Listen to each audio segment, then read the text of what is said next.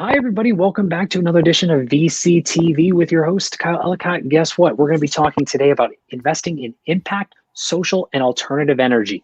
These are three very important categories that all blend together, but also individually are something we all need to be paying attention to. And many investors are more now than ever here in 2021 as we are seeing billions, no longer tens or single millions. We're seeing billions of dollars in funds put together to focus and invest in these industries.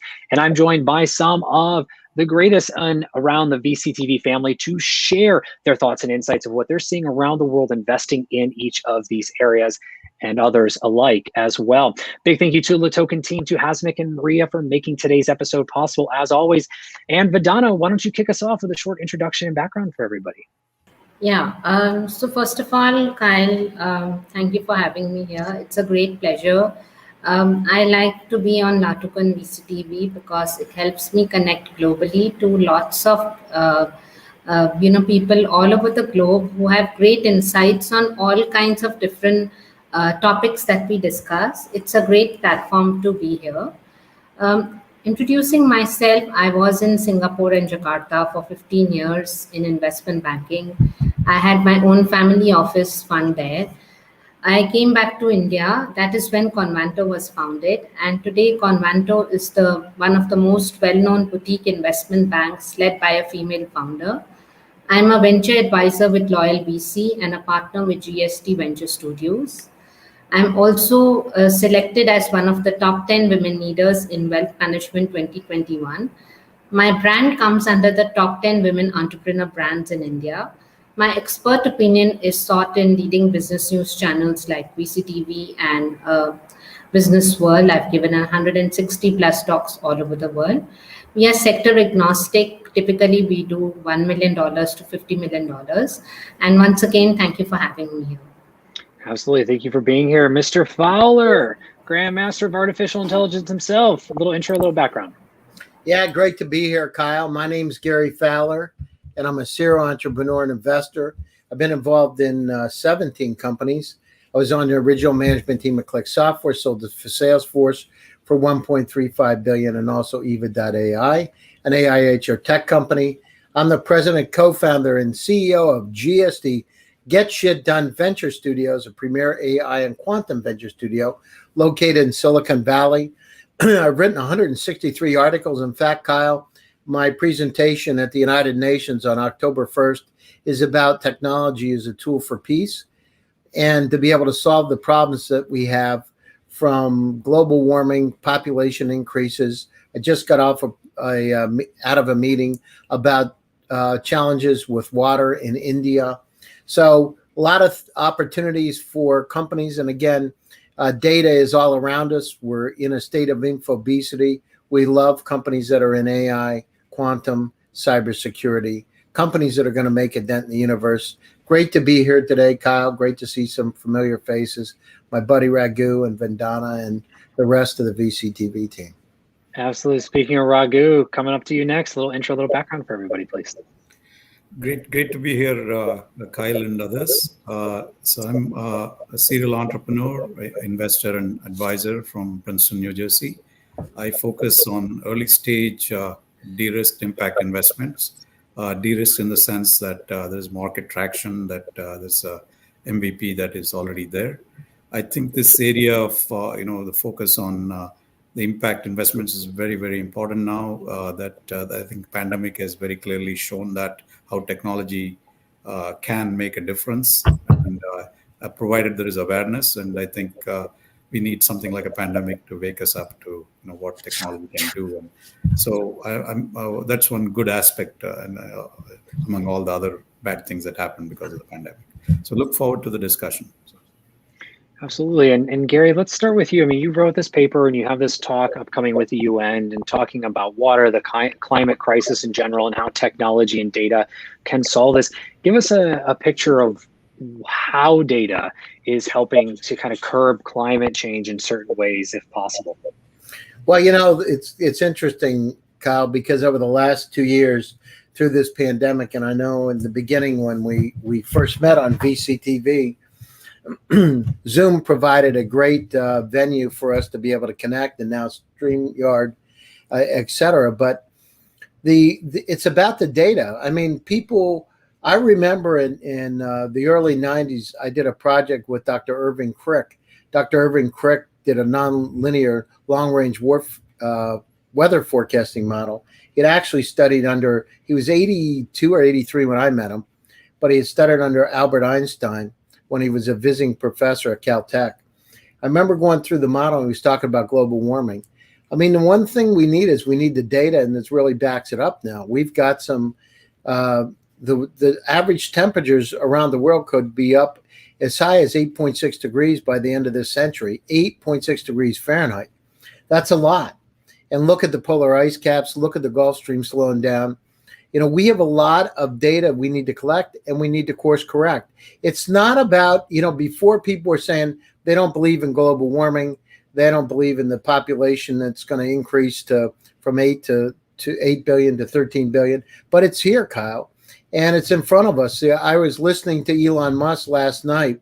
Elon Musk was in front of a group of hydrocarbon oil and gas companies, and he basically said it's not if we're not going to have to go to alternative fuel, it's about when. And so I feel confident that we can bind together, but data is key because we need to understand what we have in front of us, how to course correct, and have an unsupervised and semi-supervised AI that can help us make some very intelligent decisions, how to be able to grow crops better because we understand how to optimize the field, how to be able to get our supply chain worked out so we don't have to worry about the kind of shortages that we've seen throughout this pandemic, and also how to do drug discovery better so that we don't have to use bench time, that we can use AI models. And the good news is it's forced us to be able to move forward as civilization, but times are changing and the democratization of the opportunities is in front of us. Remember, Kyle, intellectual capacity is evenly spread, but opportunities aren't. We need to go out through and give everybody a fair chance, and we need to work together as a world to be able to conquer these obstacles in front of us. And I'm sure that we can do it, but we need to bind together. It's not about, Mother Teresa said, it's not about stopping war, it's about pro-peace. We need to figure out how to work together. And speaking of opportunity, Raghu, I want to come down to you next. Where are the opportunities that you're looking at as an investor right now, having a few different initiatives and conversations around these three areas, you know, alternative energy, again, social and impact? Where are those investment opportunities that you're starting to see arise that people need to be aware of and paying attention to? Yes, I think in the energy space, I think there's two areas: energy storage and energy efficiency. Energy storage, obviously, you know, storage is most important for us to be able to make it sustainable. I mean, we just had a tornado touchdown here last week, and even though I have a solar generator, if it's a grid tie system without a backup, everything failed. So it's very, very important to have the storage so that the alternative green energies can fit into the overall grid. And so the smart grid area, I think there's a lot of opportunity there. Related to that is critical infrastructure protection, the cybersecurity aspect of that. I think that those are smart homes is another area, including being able to provide AI-based assistance within the homes for energy efficiency as well as safety, right? So I think that is from the energy side. But I'm also, in the biotech space. I think the very large, things that we're dealing with is things like diabetes, obesity, cancer, and of course the diagnostic space because of COVID that's come to the fore. But diagnostics is a area where there is a lot of opportunity. For instance, allergy diagnostics is it's kind of 50, 60 years back technology where they still, each allergen they have to kind of test individually, whereas there should be a way to test in a kind of suite of allergies, right? So those are areas. The other area that from a impact perspective is waste management, just kind of the whole circular economy thing, plastic replacement, and also how can we process the recycling better. So I think these are all areas with a lot of opportunity. A lot of opportunity, and I want to drill back down real quick on security. Where are we not focused from a security perspective on those areas? Because while you mentioned a lot, I mean, from smart home to alternative energy to smart grids and even into the biomedical sector, there's a lot of opportunity for data leakage, for potential security issues. Where are we not currently focusing on that needs a lot more attention when it comes to cybersecurity in those areas? I think it's very simple. In my opinion, there is a lot of data being created, but not a lot of it is used. Only like a portion of it, much of the data is created and then just left there. Some of it needs to be, used very occasionally. So we just need to remove the clutter and put it away. You may still need it, but it's kind of like the storage that you do where you keep your home free of clutter, right? Similar aspect, but the size of data, it is expanding so much. So if there is a solution where we can securely kind of retire the data, put it away, and you know that you can need it, and if you don't need it, you can eventually get rid of it. That will remove like 70 to 80% of the data that people are kind of drowning in. So that is, I think, and cybersecurity, we want to be sure that that data is protected. That's one side of it. The other side is all these breaches that are happening, right? Ransomware type thing where you get locked out of your own data. So those, I think, one side it is data in use and data in production, how we secure and keep them going, which is vital to day-to-day stuff. And then there's this whole clutter that is kind of keeping us very inefficient and not even knowing what we don't know in terms of what we have, right? And Gary's mentioned that many of times, right? We're all inundated with infobesity.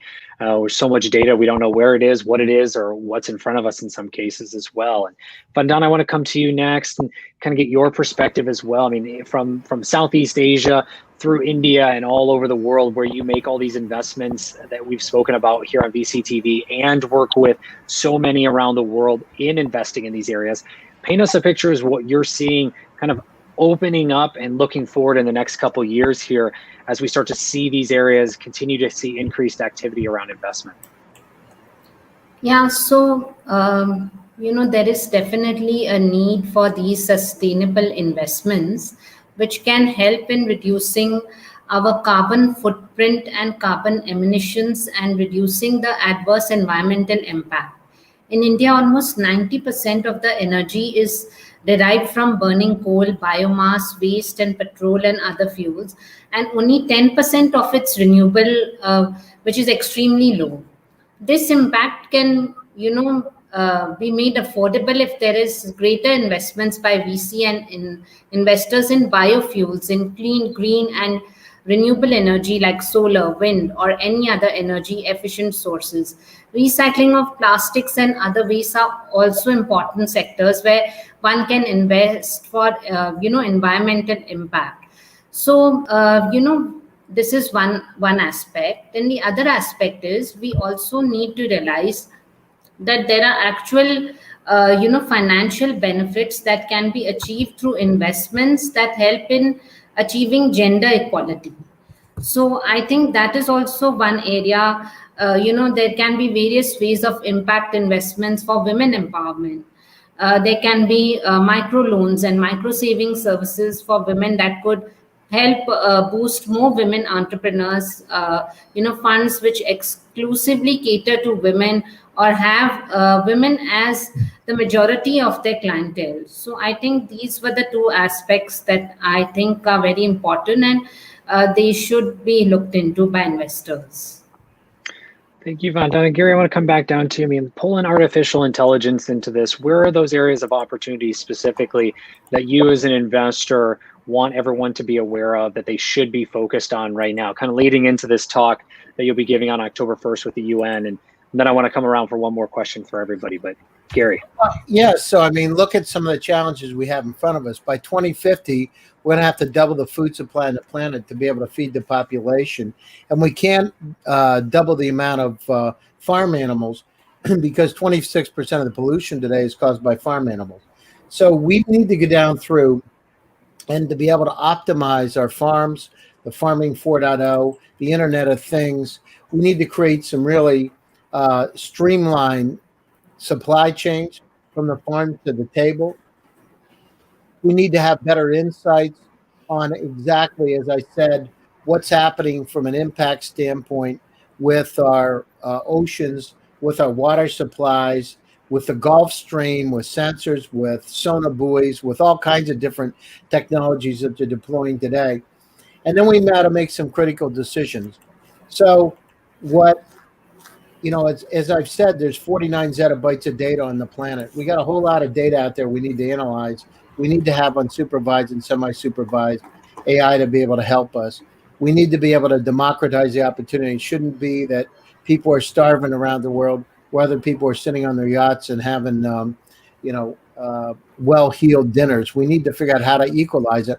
I'm not saying taking money away from the rich. I'm saying giving everybody an equal opportunity so they can feed their families by work, by creating startups. And Kyle, we put our money where our mouth is. We work in Africa, we work in India, we work in Latin America. We work with companies to be able to help them go global.